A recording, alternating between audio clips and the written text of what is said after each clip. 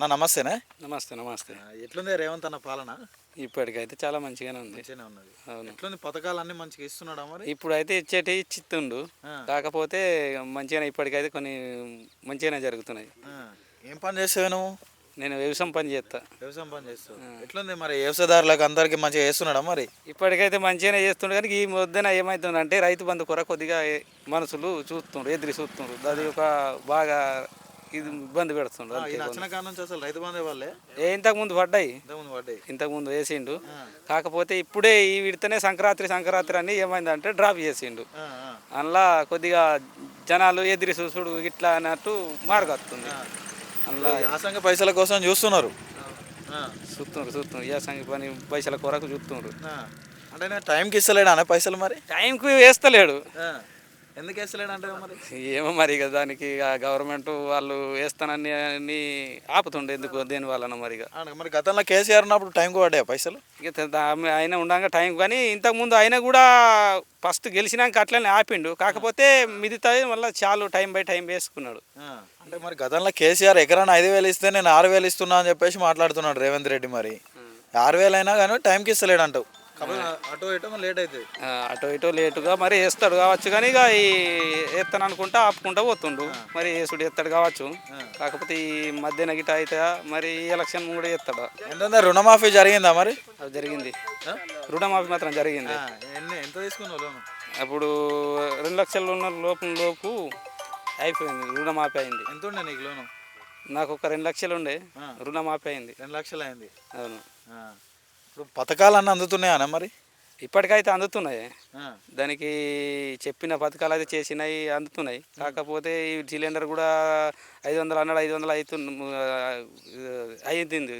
500కే ఇస్తున్నాడా? 500కే ఇస్తుండు. మేము కాకపోతే పడుతున్నాయి, మనకైతే పడుతున్నాయి పైసలు. నువ్వేమో పడుతున్నాయి అంటున్నావు, మరి బయటనేమో జనాలు అసలు మాకు బ్యాంకులో పైసలే పడుతున్నాయి. నాకైతే పడుతున్నాయి ఇక జనాలు ఏమో, కానీ నాకైతే పడుతున్నాయి. ఫ్రీ కరెంట్ వస్తున్నదా? వస్తుంది, ఫ్రీ కరెంట్ వస్తుంది. కాకపోతే ఈ మధ్యలోదే ఆపి కొద్దిగా మనుషులు కాకపోతే ఎదురు చూస్తున్నారు. గతంలో కేసీఆర్ ఉన్నప్పుడు అసలు ఒక్క రేషన్ కార్డు కూడా ఇవ్వలేదు. మేము వచ్చినాక 15 లక్షల రేషన్ కార్డులు ఇచ్చినామని చెప్పేసి రేవంత్ రెడ్డి చెప్పిండు. రేషన్ కార్డులు వచ్చినాయా మీ ఊళ్ళో ఎవరికైనా? వచ్చినాయి. కొత్త రేషన్ కార్డులతోటి సన్నబియ్యం ఇస్తున్నాం బ్రహ్మాండంగా అని చెప్పేసి కూడా మాట్లాడుతుండ్రు రేవంత్ రెడ్డి. సన్నబియ్యం వస్తున్నాయా? వస్తున్నాయి, ఇప్పటికైతే సన్నబియ్యం వస్తున్నాయి. ఎట్లున్నాయి, మంచిగా ఉన్నాయా? మంచిగానే ఉన్నాయి. కనుక పురుగులు ఉన్నాయా అని చెప్పేసి మాట్లాడుతున్నారు. ఇప్పుడు మాకైతే రాలే, మా కోటలు అయితే రాలే ఇప్పటికి. ఇక వేరే కాడ ఏమో కానీ మన దగ్గర అయితే రాలే.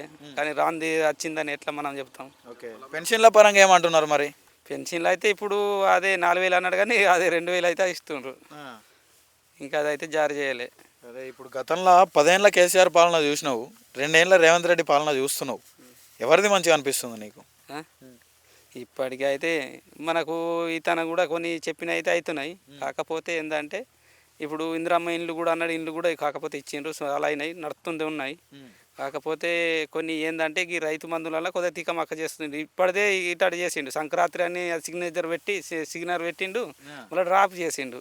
అలా కొద్దిగా మైనస్ మనుషులు మాట్లాడుతున్నారు, అదే ఆగింది. లేకపోతే అట్లా అంత ఏం లేదు, కానీ ఇప్పటికైతే మాకైతే మంచిగానే జరుగుతున్నాయి. కాకపోతే ఇందిరమ్మ ఇండ్లు ఎన్ని వచ్చినాయి మీ ఊరికి? మా ఊరికి ఇప్పుడు అంటే జీపీలా మనకు దాదాపు 9 ఇండ్లు వచ్చినాయి. కట్టుకునేయండి మరి? కట్టుకుంటారు అందరి.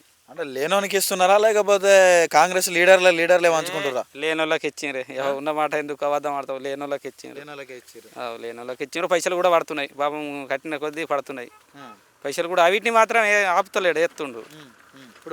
ఇప్పుడు అంటున్నావు, ఇప్పుడు బయట జనాలు అంటున్న మాట ఏంటంటే ఇప్పుడు యూరియా బాగా కొరత వచ్చింది, యూరియా దొరుకుతలేదు అని చెప్పేసి మాట్లాడుతున్నారు. ఈ యూరియా అనేది నిజంగానే దొరుకుతలేదా అని? ఇప్పటికి దొరుకుతుంది, ఎందుకు దొరకలేదు?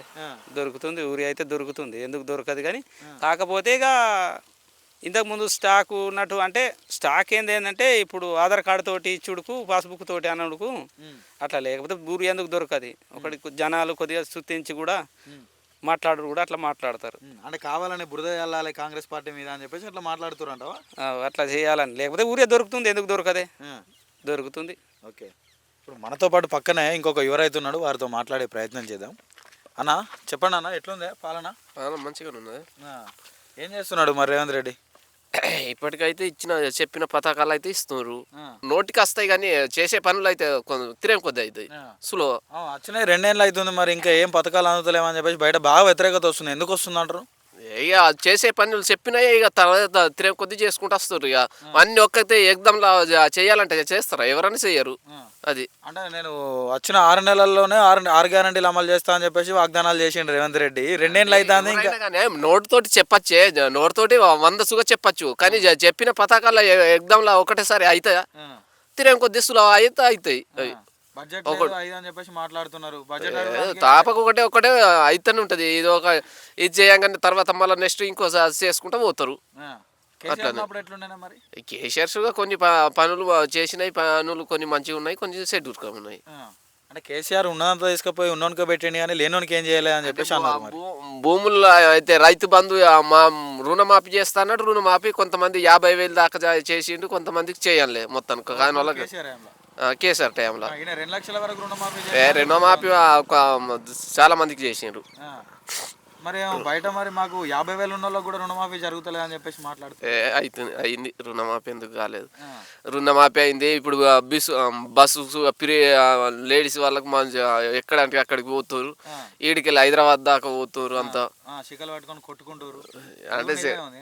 అంటే మంది అంటే ఓపిక లేదు.